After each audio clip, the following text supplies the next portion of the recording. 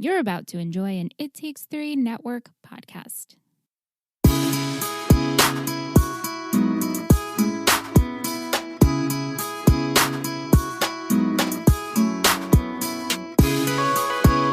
Welcome back to Let's Talk OC, an OC podcast. I'm Michelle. I'm Liz. And tonight we are joined by our girl, our trivia correspondent. You hear her every week giving us the great trivia and the tea. Our girl, Tish. Yay!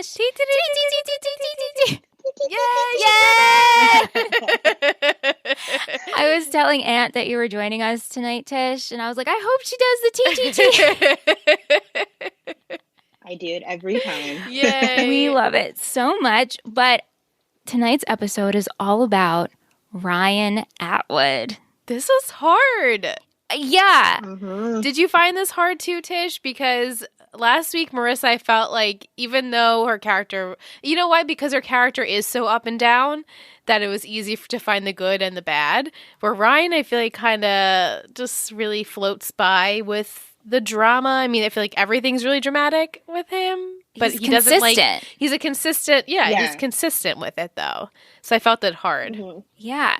Tish, what made you pick Ryan for this episode, as for the character episodes? I think I was going to pick Marissa, but that was gone. But then I was like, I really loved Ryan, and just he's so complex, and I just really kind of like that complexity about him, but he is sort of the same throughout, but he's complex, if that makes sense. Yes. Yes. Yeah. Consistent. Consistently complex. Yeah. Yes. That should be his slogan. My name's Ryan. I'm consistently complex. At your service. All right. So Ryan Atwood, as we know, was portrayed by Ben McKenzie. First appearance was in episode 1 of season 1, the pilot. Last appearance was season 4, episode 16, The End's Not Here, It's Here. The End's Not Near, It's Here. Sorry about that. Total amount of episodes, 92. Wow. That's all of them, right? Yeah. Yeah. Yeah. Relationships. He was involved with Marissa, Teresa, Lindsay, Sadie, and of course, Taylor. Of course. Now, Tish, who is your favorite relationship for Ryan? Is it a shocker? But Marissa. Mm-hmm. Yeah. I mean, I'd hope so. That's mine. I think I'd have to choose that as well. I mean, you're a at big this fan point. of Ryan and Taylor, though. I am. I know, I did. You know what? I do. I did pick Taylor. Yeah. I did. Oh. Yeah. But, we just got off the Marissa high, so I was like, Marissa. But in a whole, I felt like the maturity level was a little bit more there. Obviously, they're older, so it makes more sense to be in a more mature relationship as you get older. So I did enjoy him and Marissa. Yeah. But I think I have to go with Taylor. Yes. All right. So before we begin, we do have our ice cream scoop of the week provided by our buddy Mike, Del_Vasto on Instagram. He says the scoop of the week for Ryan is Super Kid. Oh. For the ice cream bonus episode, I had picked cookies and cream because everyone likes him. But I remember going back and forth between cookies and cream and Super Kid. I decided to go with Super Kid this time because I wanted a superhero flavor for our beloved Kid Chino, since he is always saving people.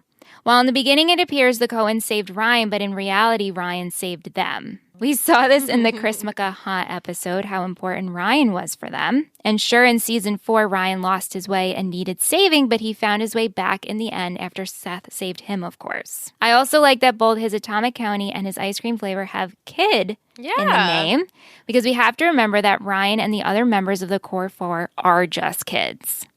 And they have to deal with some pretty heavy adult things as teenagers. So true.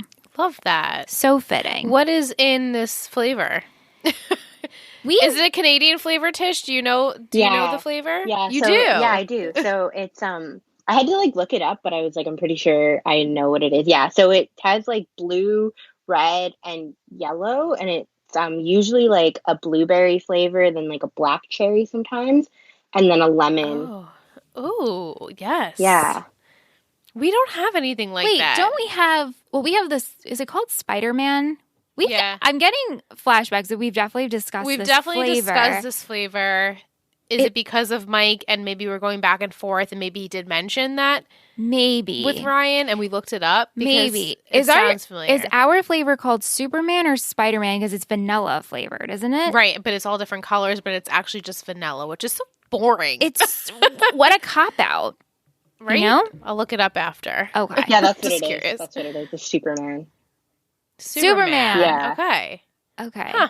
And I remember as a kid, you're super excited to get that because of the colors. We are like, oh, this is But really, it's just vanilla. vanilla. So, Yeah. Well, thank you, Mike. thanks, Mike. Love that flavor. Okay, so let's get into the highs and lows of Ryan from each season. Let's start with season 1. Tish, what do you have for Ryan's highs? For his highs, so I kind of struggled, but then I was like, how detailed do I go? Because I have like one list that has like 2, and then I have another list that has like 5. So I decided on like 4 major points, I think. Yeah. So I said getting adopted by the Coens, which makes sense. Like that's going to be his highest high.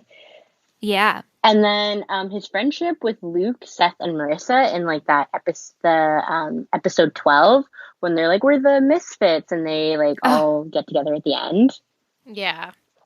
I couldn't decide if I liked his relationship with Teresa, so I put it there as like a high, but I'm not sure how I feel about it.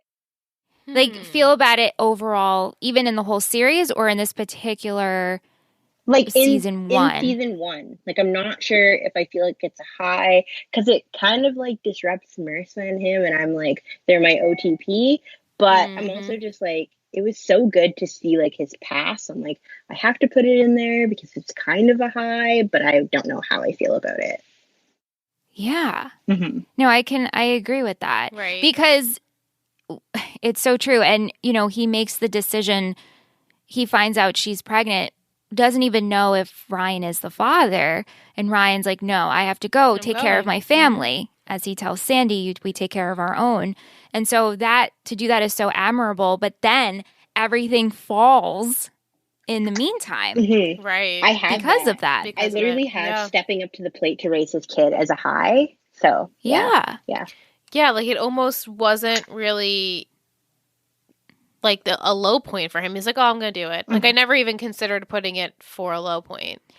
Right. I mean, I think it's a struggle, but it's one of those where, no, I have to do what's right. Right. Yeah. I don't think he actually wanted to leave. Yeah. No. Yeah. Exactly. And then I had rescuing Marissa in TJ, and that was my other high. Yeah, for sure. What did you have, Liz? I had being adopted by the Coens gave him a sense of purpose to do better and be better. Yes. That was his high for me. Yes. I had all the highs that you guys have, I think, but my number one was, which is an obvious one, but allowing the Coens to adopt him. Yeah. I mean, without that, he didn't have to say It's yes true. He to could have that. said, oh, I'll just be part of your family, but kind of more on the outside and not take on the name. Is it on his wiki that it says Atwood-Cohen? That just made me laugh. Yeah. Yeah. Because you never see it written like that, even though he's essentially a Cohen, but really Right. he didn't take the name, so I just thought that was funny. Yeah. How about his lows in season 1? I had all the fights, but mostly Luke. Yes. Hanging with Donnie. Donnie. Oh my gosh. Life is what you make it. The whole Oliver era, you guys know how I feel about Oliver. Like, that whole era was just not for me. I know. I have that as his low, how no one believed him when it came to Oliver. Well, that stinks. Yeah. Yeah. And then also having to do his brother's dirty work, Yeah. you know? I had finding out his mom just ditched town. Well, yeah. I mean, that is. Because without that, he never would have moved in with the Coens, hence found all of the positive things throughout his time there. But I felt like that was the start of it all. So, like, really and truly, when I think back, I'm like, wow, that was probably the lowest he felt the whole season. Yeah. Like, Just not wanted and nobody's there for you. And now you have to move in with these people. And, like, luckily they took, they wanted him to be a part of the family. And without them, he wouldn't have had any highs. Because Newport was pretty much like a high, even though it was crazy for him, it was better than Chino. right. Are you talking specifically when he goes back to the house and no one's Yeah, there. like no one's there. And then Sandy's like, I'm not going to leave you here. Yeah. So just get back in the car. I felt like that was his lowest moment. Of course, he has low points during the season, but I felt like for me emotionally, that was probably his lowest. And even when Sandy finds Dawn and she's like, you guys take him. Yeah, she comes back for casino night and then she tries to sneak out in the morning and she tells Kirsten, take good care of him. I can't do it. And then Ryan overhears that. It's awful. Yeah. Also, the pressure to be put on Kirsten. Yeah, right? Mm-hmm. So true. Yeah. Yeah, I felt like even though we do grow to eventually like Dawn and you wish better for her, that's the start of it all where she's not there. I also had when in the finale of 1 when he says goodbye to Seth. And Seth is so cold towards him. He's so mad. Yeah. And Ryan has tears in his eyes. This is very fresh. I watched it last week and it tore me up. But that was so hurtful. He's like, wow, my new best friend / brother really can't even look me in the eye. Right, because I'm pretty much disrespecting him by my choice to leave. Yeah. Yeah. I also had in that same aspect, like leaving the only home he knew, like to go back to Chino with Teresa, like he has to leave this home that has become his home. So I felt like it was kind of like an emotional low. Yeah. And a roller coaster. Yeah. Like I just was here a few months back and now I'm here in a way that it's kind of like not that you could predict it, but like maybe people where he's from do get knocked up and they have, these certain situations where they have to make it work. And so he's probably like, oh, I'm back here now living the life I probably would have if I didn't move in with the Coens. So it's like full circle. I know. Which is weird. Yeah. Season 2, Tish, what do you have for highs? I had like his academic stuff because we really see me him. too. Yeah. Okay. Yeah, we see him like shine in that area. Convincing Lindsay to give Caleb a chance. Yes, which is so huge of him to do. I have that on my list as well. Right, because Caleb hated him at this point. Yeah. Getting back with Marissa. Yeah. And then my last one, which is kind of sad, but I really like it, was convincing Kirsten to go to rehab. I felt like that was like such an accomplishment for him, but it was still so sad. Oh my god. Right. It was what he said to her that kind of pushed her over the edge. Like, I already did this with my first mom. I'm not going to do it with you. Yeah. Mom. Yeah. And he even had that power too when he convinced Kirsten to come around on the idea of Lindsay. Yeah, that too.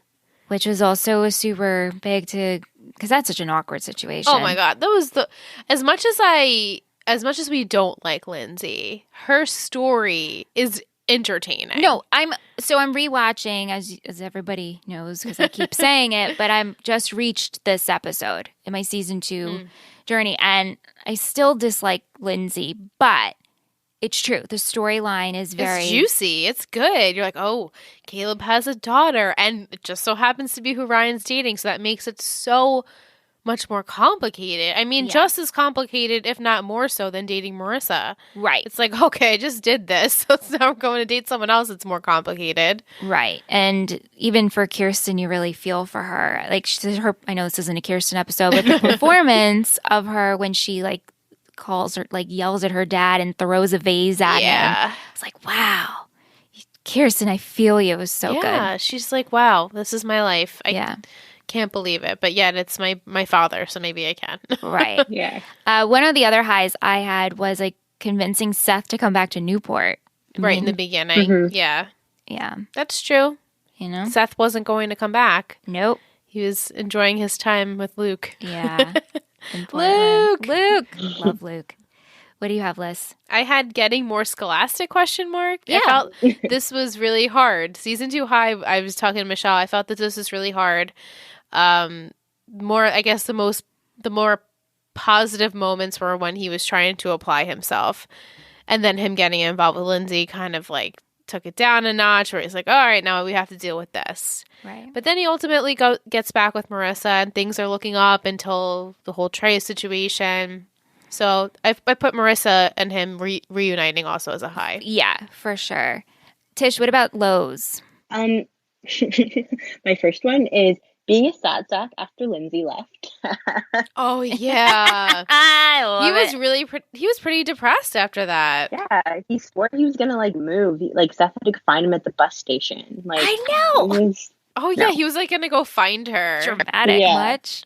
Yeah, and then obviously the other big one was the Trey stuff. But I said like honestly, not believing Marissa to begin with. Like he assumes that his brother's telling the truth, and it's Teresa who has to be like, dude, Marissa's the one telling you the Yeah. truth. Oh my god, I forgot about that. Yeah. Teresa. I just Yeah. got chills over that. 'Cause that moment just makes me She's boil. like, wow, really? You're gonna believe Trey, your dirtbag brother, Mhm. over Marissa? Right.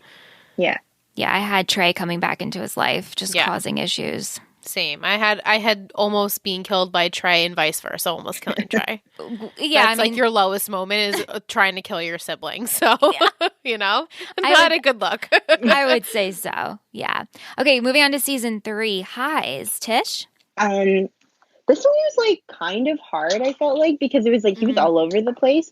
But I have mostly it's just being there for Marissa. Good friend. Yeah, helping Johnny when he needed the like surgery, the money. Yeah, he didn't have to do that. No. Yeah, and then getting into Berkeley. Those are like Yeah. the highs I could think of. Yeah, that's what I had. Like finishing that scholastic route, being the first one to graduate in his family, and then get accepted into Berkeley, which is a great school. Just like good for you, Ryan. You really stepped it up. Mhm. Yeah, super proud. That's what I had as well. What about the lows? I wonder if we all have the same lows. Yeah, watching Marissa die in his arms. That's It's what I probably had. the lowest moment of his life. Yeah. Probably. I So also had Yeah. deciding to give up on school and become a fisherman. yeah, he was so lost then too. Yeah. And Marissa's like, "What are you doing? Yeah. Yeah. And What then are you doing, Ryan?" the jealousy over Johnny. And then But just being so frustrated with Johnny. Like, come on, Marissa. Right. Why are you helping this guy? yeah. Right. And then It's like fighting an Oliver situation over again, you know? Yeah. Except Johnny wasn't like a sociopath, but Yeah. yeah. And then fighting Volchek. Oh, well. yeah. Yeah. I know Aunt and I were talking about Lindsay last night, and he's like, I get, because Will, when he wrote into us, he said, you can't deny that Lindsay didn't drive a story. And so Aunt has now changed his tune. So every time we talk about Lindsay, he's like, okay, I respect the fact that she does drive a storyline. He's like, However- she's just so boring to watch. He's like, at least Volchuk is like fires you up and makes you mad. So you do find it entertaining to watch. And Yeah. I was like, It's a more, okay, Aunt. You know. I was going to say it's more fulfilling, but not really. Like when you watch Lindsay, I liked, it could have been anyone that they chose. I'm not saying the actress, but I mean, I'm assuming this role of Lindsay was just to be this like basic, boring, white bread, like no oomph to her person. So while everything around her was really interesting, watching her specifically, like her by herself, you didn't need that. She would Right. need to be interacting with other characters to like have a good And I storyline. almost wish that if we were going to keep this character along, if we could have just brought her back for Right. Caleb's funeral, So, yes. for an interaction with Kirsten, even say, oh, I spoke to Lindsay. Right, my sister Lindsay. Mhm. Just bring her back. I heard from her. She's doing okay. you know just how I am with something. the forgotten. Yeah, I know. I don't I do hate well that. when characters are just forgotten into the abyss. Yeah, black Agreed. hold. I hate that. Yeah, no, Yeah. I don't like that. I don't like that. Okay, season 4 highs, Tish. Okay, so I had more because I got like a little more specific here. Yeah. So I just said like rescuing Taylor, like being there for her with the whole Henri Michelle stuff. Mm-hmm. So these are kind of all together, but like growing up, so he's like willing to meet Frank, but he also realizes that like he also saved the Cohens as well. And just seeing like that evolution of him growing as a person, we get a lot of that in season 4. Yes. And then going to Berkeley and becoming an architect. Yeah. He finally found his way. Yeah. Yeah. I was very similar on that. I said finally unraveling his emotions, which he tends not to do, and let others help him instead of helping them. and allowing himself to feel love again. Yeah. Yeah. It's big. Yeah. He was so closed off from the beginning of the season, and then finally he's like, no, I'm okay. Yeah. We're going to be okay. And just learning to live with Marissa's death, which is Right. was such a big hurdle to deal with. Lows. Yeah. The Marissa depression. Yeah. Yeah. First episode. Yeah. Yeah. Yeah, really hard, where he's fighting to feel something because he doesn't feel anything at all, and just the aftermath of that, which I feel like he wasn't connected to anyone. He wasn't even speaking to the Coens, really. Right. He wasn't living there. So, and then trying to find Volchok. Well, I have that too. That like, was really hard. Super low because he was so wrapped up in finding and catching Volchok. He wanted to catch him or kill him. Yeah. Either way. Yeah. Yeah. But, once he moved past that, I felt like as the season went on, we didn't have not a lot of lows. No. Yeah, like Frank coming back in was kind of low. Right. Yeah. But really not. Sorry, Tish, go ahead. Oh, no. I was just going to say the only other thing was stringing Taylor along a little bit. Like, I just felt like that to me was a little iffy. And I was like, I don't know if that's a low, but that just made me so uncomfortable. Right. No, I agree to that. We should just be friends. I'm not ready. Yeah. But then again, I'm kissing you. So. No, I definitely agreed. agree with that. Okay, so Ryan's most iconic moment to you, if you had to choose one, what is it? It's not, it's a moment. It's Luke telling him, welcome to the OC, bitch. That is so iconic because that's the first time we see like that anger in Ryan and we know the character that we're going to be dealing with. Yeah. Yes. I have whoever you want me to be. That's mine too. But again, these are pilot moments. Yeah. But because you're setting up this character and you're like, oh, okay. And I'll never, ever forget Marissa's face to the day I die. She's like, okay, like, who are you? But also, can I have a smoke? Because you're cool. Right. Yeah, totally. With a cigarette in his mouth. So I pulled out on Instagram asking people what their most memorable punch was. And overwhelmingly, the vote was, you know what I like about rich kids. Mm-hmm. Yep. Which I wanted to see if we could go through and what you guys had down for season 1, 2, 3, and 4, the ultimate punches of the season, which can go both ways, can go metaphorically and physically. So for season 1, I had, along with everybody on Instagram, you know what I like about rich kids, and also when Ryan and Luke punch the bullies that are picking on Luke. They team up together. I love that scene when they're both in the field and they just look at each other and throw 2 punches. Mm-hmm. Did you guys have anything for season 1 besides those 2? No, I just had my most iconic punch was, you know what I like about rich kids? Yeah. Nothing. Yeah. Same. Yeah. For season 2, I put season 2 was hard for me, but when he punches Trey. Yeah. Got to get that aggression out. Yeah. I didn't know if you had anything different, Tish. I was like, I couldn't even remember if he actually punches anyone in season 2. Yeah, no, same. Yeah. For season 3, I have when he punches Dean Hess. Dean Hess. I almost picked that as my favorite punch, but it's not the most memorable. Yeah. And I know there's a little bit of Volchok in there as well. Tish, did you have anything for season 3? No, as soon as you said Dean Hess, I'm like reading my notes and I was like, we're like the same person. Great minds, my friend. And then for season 4, I have when Ryan finds Volchok in the hotel room and punches him. Right. Besides that, he's just punching, random people in this fight club. I don't think he really punches anyone else, right? Besides Volchok? I don't think so. I don't think so. But that one's iconic. He's like, I could kill you, but no, you deserve to go to jail and you're going. And that scene is so crazy because Volchok is just in the room and he's just letting it. Crying. Yeah. He's like, please don't. Just let me suffer. So good. It was so good. What is your favorite Ryan quote? He had some funny lines. Yeah. I didn't go with a funny line, though. I just said, well, it's sort of funny. Words are kind of not my thing. I just felt like that summed up Ryan in a nutshell. Like, this is Ryan Atwood. Words are just not my thing. Tish? Yeah, so I had whoever you want me to be, but I have it from the mall episode when him and Marissa are eating the french fries in the diner. that is my favorite, like, Yes, and he puts interaction. it in his mouth. Yeah. It's so cute. Yeah. Yeah. I had, I can't change where I'm from, but I can change where I'm going. That's from the Aw. mug. It is from the mug, but also I feel it's just so. Not from the mug. I mean, that's the quote we chose to put on the mug. Right. And actually, No, it's so perfect. Will probably didn't know we were going to ask this question because this was his question for Tish this week. His was, I will unpack later. Oh, yeah, when he smiles like he's such a giddy kid. I'll unpack later. Yeah. I'm gonna hang out with my family. Yeah. Aw.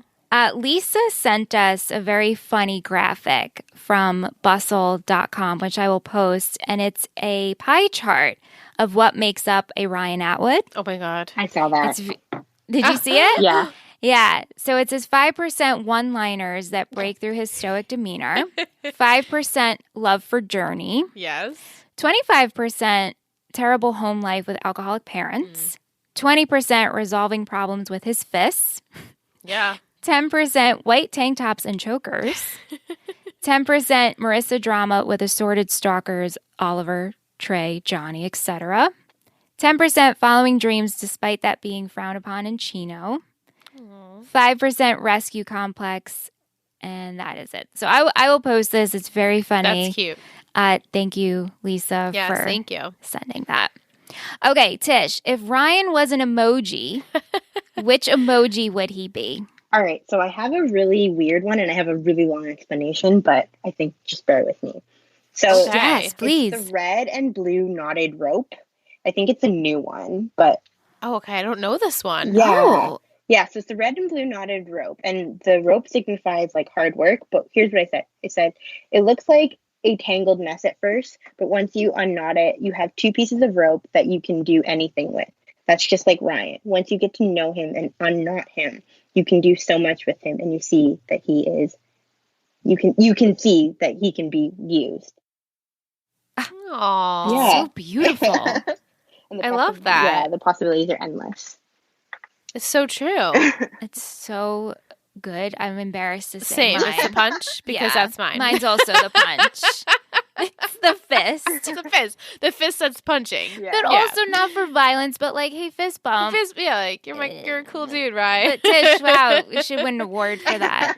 It was so good, Tish. Yeah, I went very surface with that. Yeah.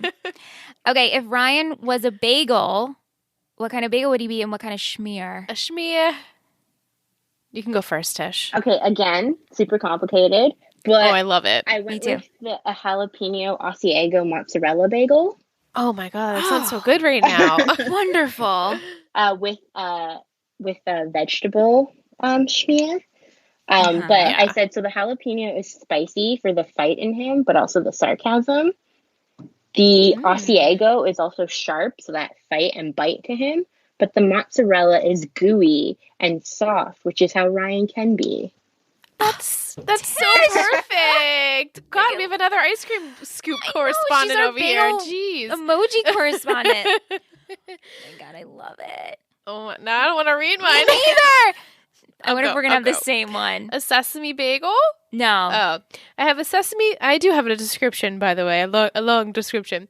A sesame bagel toasted with butter. Classic and comforting choice. The sesame adds a bit of depth and flavor, and then once you toast, or as it seasons, it gets better. And the perfect addition is the salty, creamy, and comforting butter like his sandy blonde hair. Wow, that's beautiful. Thank you. I want to eat a bagel right now, though. Yeah. I have an egg everything. Good choice. Not toasted. What? I know. With a smear of cream cheese. Delish. Thick layer. Yeah, gotta have a thick layer. He has layers to him. I feel like an egg everything is a fan favorite and he has a lot going on. Yeah, that's a good choice. Right. So that's where I went with that. Egg everything, not toasted. So it's like plump, Soft, plumpy soft. bagel. Yeah. a lot going on, and then nice layer of cream cheese.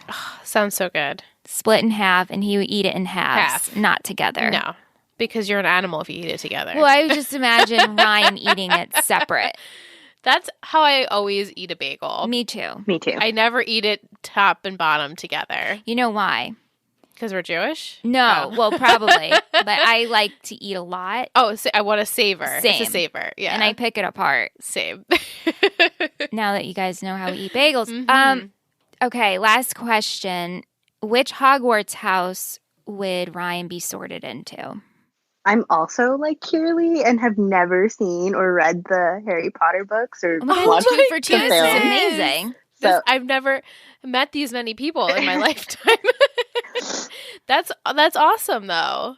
I think that's hysterical. It's great because we've gotten this question so many So many times. Like, times. hey, can you guys sort? Sort them. And I was like, well, we're not going to do a whole episode on it, but we'll throw it in for like the funsy Right. area.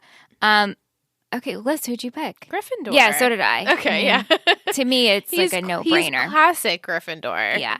He's Yeah. brave and strong-willed. Courage. Yeah. Just a leader, natural-born leader. Yeah. Wow. Good choice. I But love the it. funny, we're 2 for 2. I know. So good. Well, Tish, thank you so much for joining us this week. Did you have any questions for us or any other moments you wanted to talk about, Ryan? no, but I did figure out my season order, like how I ranked the seasons. I know you guys asked that last week. So Yes. mine is also 2, 1, 3, 4. Nice. Yeah. So I think it's just because like I always thought maybe season 1 would be first, but I feel like season 2 at that point you know who your characters are, and it's just a little bit better than season. Yeah, that's how we felt when we came off of season 2. And now Yeah. it feels so long ago that I can't even remember, what happened in 2. Yeah. But I remember that we enjoyed it more. Yeah, and it definitely confirmed on this rewatch. Like as soon as 2 started, I was like, oh yes, this is definitely Yeah. why I like 2 just a little bit more than 1 because I know these people Right. Exactly. and I'm excited to see where they go. Yeah, and then I had one piece of trivia that's like I don't know if I had to because it's like I gotta have some trivia. Yes, Tish, of Trivia. course. So I kind of researched how Ben McKenzie got the role, and basically they were struggling to find a Ryan. And then the casting director, the WB, had sent them over like old tapes from the other casting things. And Ben McKenzie had auditioned for a sitcom, a UPN sitcom, and he didn't get it. So the casting director was like, I want him for Ryan. And that's how Ben McKenzie got the role. Wow. Yeah. They're like, call this kid up. Yeah. Jeez. Lucky him. I mean, isn't it wild to think if Chad Michael Murray played Ryan? Yeah. It's so hard to think that. It is, right? Yeah. I mean, usually when you have characters who are established, it's hard to picture anybody else playing them. Yeah. I mean, Chad Michael Murray could definitely have played like a, misunderstood teen, kind of a bad side that punches. I could definitely see it. It's just hard to envision now that you know who, Ryan Atwood is Ben McKenzie. That's it. Yeah. Right. And also, you just think of Lucas. Right. Yeah. So it's hard to... Yeah. Ryan's definitely a lot more physical than Lucas. Definitely have his fist coming in first, where Lucas is kind of like, no, we're good. Let's not fight here. Right. Exactly. All right. Well, thank you so much, Tish. We really appreciate you joining us this week, and we just love catching up with you. Yeah, we're so glad that we got to chat with you and that you're our Ryan choice. I know. Yeah. Chose Ryan, I should say. Yeah. Thank you so much for having me. We hope you guys enjoyed our talk with Tish. We sure did. I know. Isn't she have such a sweet voice? Such a Yeah. calm, soothing voice that you can just fall asleep to. Tish Not should that you were boring, Tish. Tish should have a podcast or to just read poems or stories. Yes, you should start a podcast, Tish. No pressure. No pressure. You Sure have a you- beautiful podcast voice. You really do. And she's been with us for so long. So long. She's our buddy. Yeah. Absolutely adore her. A couple of things. We got a couple of questions from Cool. Alicia on Instagram at AAW3115. She says, a few questions for you and Liz. What were your favorite seasons/episodes to podcast about? Oh. To podcast about. I mean, hard to say. It was fun in the beginning. But then towards the end, I think once we added like After Dark, That was fun. Like, being able to actually talk about spoilers, I think that was the most fun. Yeah. So I'd have to say, like, 3 and 4. That's how I was feeling, too. Yeah, definitely. I think when we added in that where I just couldn't take it anymore. No, and I was you're like, hey, I need Liz, to talk about I just it. need to talk about this, and if anybody wants to listen to it, that for me definitely was. I think also when we have the guests on, Yeah. when we've had Ant on for any episode. Yeah. And obviously, I'm biased because he's my husband. Right, but also people thoroughly enjoy when Yeah. Ant comes on because you're generally, you know what you're going to get. Right. Which is opposite opinions of what we have, so it generally is funny. Yeah. But all of our guests have been great. I know. I loved John. He was on for a Christmaka episode. Yeah. Sam and Bobby were on the Yeah, therapist. and patrons included. I And mean, the everyone patrons. has really, we couldn't have asked for a better run for this podcast. Yeah. It's really, really good. I know. Like, it's really good. It's really awesome. We really like it. Good question, though. It's hard. And then she asked for Liz, what changed for you with this watch to make you love and appreciate Marissa so much more than before? Age. Definitely age. Life experience. Exactly where I was however many years ago. Like sitting down as a 30-something-year-old, watching it with pretty much fresh eyes because it's been a long time since I've seen it. So watching her and watching how the story doesn't get bad, like what we thought it was going to get, it just didn't happen. And I was like, wait, no.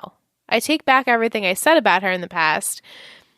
It's just, I just grew to appreciate her more because I understood where she was coming from since day one or my rewatch. I'm like, wow, okay, she just has a shitty life. Like her, but she doesn't make it shitty. She's like, I'm going to try and uplift myself in these times, but really they get to you. How can they not? So her low moments, as much as they hurt me, I feel like I understood where they were coming from this time, where maybe last time I was kind of just watching it as not, and plus again, having this podcast, we talk about it in nauseum every single week. So Dissecting every little bit.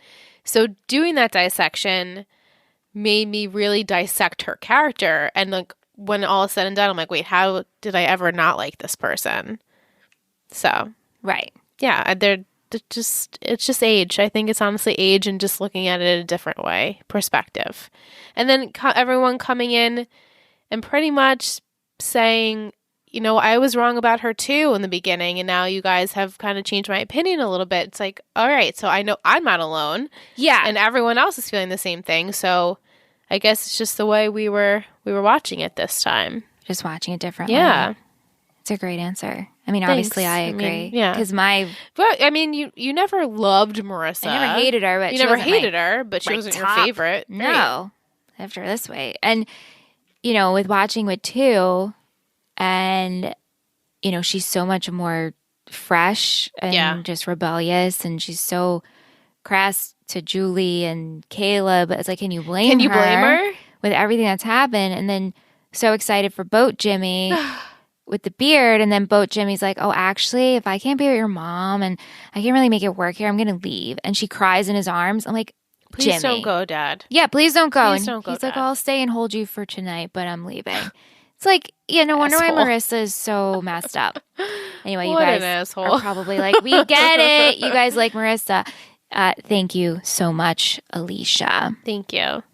Let's go into Patron of the Week. We sure can. Okay. It's patron of the week. Patron of the week. It's patron of the week. It's patron of the week. Who will it be? It's patron of the week.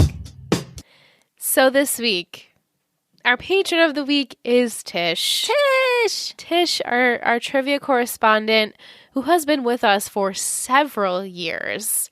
Our IT3 days, our Treehill Talk days, back in the day when we did all those fun things, and she has been so incredibly kind to us throughout the years, sending us, you know, games to do or whatever it may be, and just extremely thoughtful. And she never misses a beat. We have never not heard from her, I know. which is the consistency. I mean, it's perfect. You're like on the Ryan consistency episode, and Isn't that- Tish has always been She's so consistent good. with her. Just regardless if it was trivia, she always had something to say and add to the episode. So we just really truly appreciate you and really, really love you because you're just a sweet little gem. I consider her, when I talk about our podcast family, which I talk about you guys a lot. Yes. I'm super proud of our community and our listeners in this podcast. And I always mention, I'm like, oh, we have friends. I consider you guys friends. So Canadian friends. Canadian friends. Friends all over the country from this state, if I know where you're from. And not that I'm stalking you, don't worry. But, friends in Brazil or friends in Australia. Right. It's just so cool. That is cool. We have this common connection, but it's so much more than that. Yeah, definitely. Thank you, Tish. Thank you, Liz, for your patron of the week. Of course. So we got a new Apple Podcast review. Woohoo! And I'm really excited about it. So KEB0207 rates us 5 stars. Nice. Says it's delightful. Delightful. You ladies are a delight, and so is your show. Oh. I watched The OC back when it originally aired, and I've adored it ever since. It is my favorite show of all time, and it's so nice to find people that still love to talk about it after all these years. I've listened to 3 seasons of your podcast in the course of a couple of weeks, and I'm basically like season 3 Taylor Townsend, and in my head, you are all like my friends now. Oh. You remember. You haven't even gotten to season 4. It's so sweet that we're already your friends. I know. Oh, Thank you so much. If you guys are listening on Apple Podcasts and you haven't yet and you're considering it, maybe drop us a little review, rate us 5 stars, a little Christmas surprise. Yeah, we really, obviously we enjoy getting them because then it makes our podcast more visible. But the best part is that we get to read what you guys have to say about us.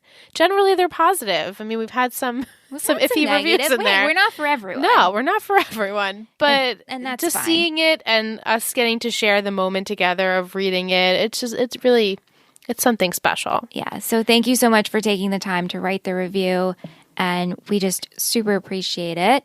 I also would like to announce that we currently have a fanfic contest going on. Big stuff. Yeah, so it's Christmaka themed. You can get all the details on our Instagram at Let's Talk OC or on our Patreon, ittakes3network.com. It is posted there publicly, but it's a fanfic contest. Like I said, it's Christmaka themed, and the theme is the Coens go to a Christmaka party and ... Whatever you want it to be. That's right. So we're asking for 2 to 3 paragraphs. Email it to letstalkoc@gmail.com. You have until December 15th to submit. So you have 1 week left to submit your story. And then the winner will be announced on December 16th and will win a t-shirt from everythingtheoc.com. Our buddies. Yeah, they're so great. Check them out. They're the best source for everything OC on the internet. But I'm really hoping we get some entries. Last time we did this, we had great stories. We did. We got a bunch. We did. It was awesome. And then Michelle's brother-in-law ended up winning anyway because he's the best. I know. And we did not do that on purpose. No, of course not. Because everything the OC is going to help us pick the winner. Right. And so we had runner-ups and we loved reading them all. I do want to... We read the winner on an episode, but...